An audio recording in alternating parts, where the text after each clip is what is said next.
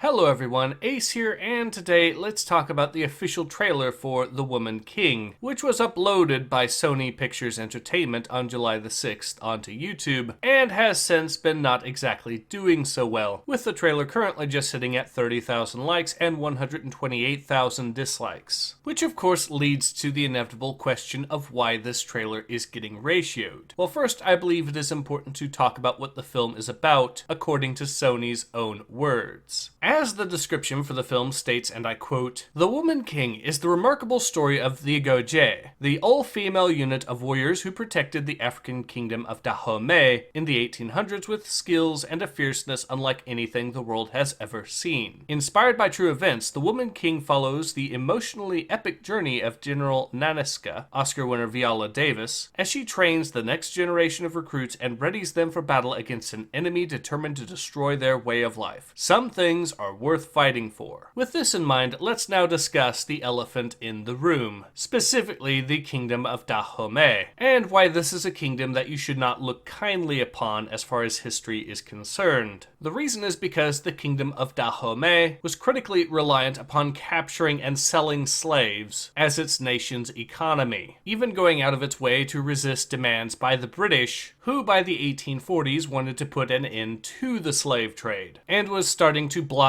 Dahomey's ports. But don't take my word for it. Here's a quote from King Ghezo, who by the way is portrayed by John Boyega in The Woman King, who stated, and I quote, "The slave trade is the ruling principle of my people. It is the source and the glory of their wealth. The mother lulls the child to sleep with notes of triumph over an enemy reduced to slavery." So in summary, it would appear that the plot of The Woman King is a story about how a bunch of supposedly innocent slavers are under attack from evil, conniving outsiders and must now look to brave heroes to defend their way of life. In other words, the SJWs who are making this film have decided to create their very own birth of a nation. With this in mind, I'm actually surprised that the trailer isn't getting even more ratioed than it already is. If anything, the fact that 30,000 people have liked the trailer so far is a telling statement on just how little some people know about the actual history of the Kingdom of Dahomey. So that's the first major issue, but it's not the only one. In addition to what appears to be an incredibly dishonest plot in which the villains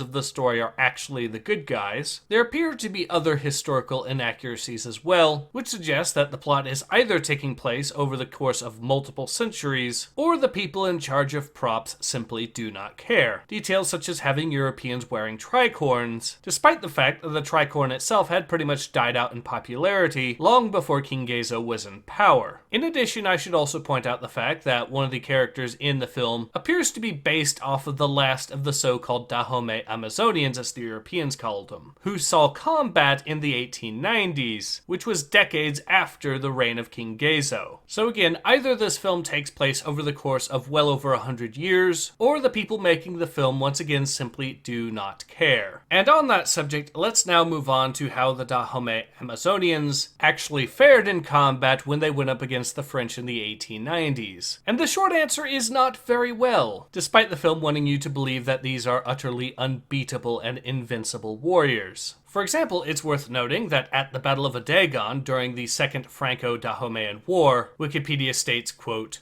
"On 6 October, the French had another major encounter with the Fawn at the village of Adagon. The Fawn fared badly again, losing 86 Dahomey regulars and 417 Dahomey Amazons. The French suffered 6 dead and 32 wounded. The French bayonet charge inflicted the lion's share of Dahomey casualties. The battle was a turning point for Dahomey. The royal court lost hope. The battle was also significant in that much of Dahomey's Amazon corps was lost." In other words, the Dahomey Amazons were absolutely curb-stomped by the French during this battle. And while the Dahomey Amazons were able to find some limited success later on in targeting French officers specifically, their ability to fight major battles was proven to be less than successful during the remainder of the war. So all told, trying to depict the Dahomey Amazons as unstoppable badasses is yet more revisionism from the film, all in the name of spreading the message. Although even that appears to be something that the film has managed to screw up. For you see, while all of the Dahomey Amazons were biologically female, they did technically identify as male. meaning that according to the standards of the woke far-left crowd, the act of titling this movie The Woman King is an act of transphobic misgendering. And while that is not something that really concerns me, I know it is something that concerns the far left, and so I am all too happy to bring this up to show just how utterly dishonest the woke activists really are when it comes down to it. Because once again, their virtue signals are shown to be vapid and absolutely lacking in substance. And it's all because the activists who are signaling about their virtues, in fact, have no virtues. And The Woman King as a film is in fact one of the shining examples of this. By now, I am confident that I have long since made it clear why exactly this film is getting ratioed as much as it is. And once again, my only concern is the fact that it is not getting even more ratioed. For I can only conclude that it is the product of a combination of outright ignorance upon the actual history of Dahomey, as well just as much as pure tribalism from far leftists who will unironically defend their equivalent to The Birth of a Nation. So you may now be thinking that I would suggest not talking about this film, and just let it flop hard by being overlooked overall. However, that is not actually the case here. While I do not believe that the film deserves to be financially successful, I do believe it should be talked about at every opportunity whenever far leftists try to virtue signal. Never let these people forget that their side made this film. Make it become yet another stain upon their reputation. For their own self-image and the image of the ideologies that they espouse are the only things that these far leftists actually seem to care about. Let The Woman King be yet more proof that far leftists are ontologically evil people for pushing an ontologically evil way of thinking. With this in mind, I do not believe we should worry about the film being financially successful or not, because I do not believe that the general public would be interested in seeing what is effectively a progressive retelling of Birth of a Nation, which is itself ironic when you realize that the original Birth of a Nation was also pushed by the progressives of its time, including most notably the progressive president Woodrow Wilson. Now, of course, for those curious, I will be keeping my ear to the ground and keeping tabs on any further news developments surrounding The Woman King. And I will, of course, keep you informed should any more news come. But in any case, this has been Ace. Hope to see you guys again soon.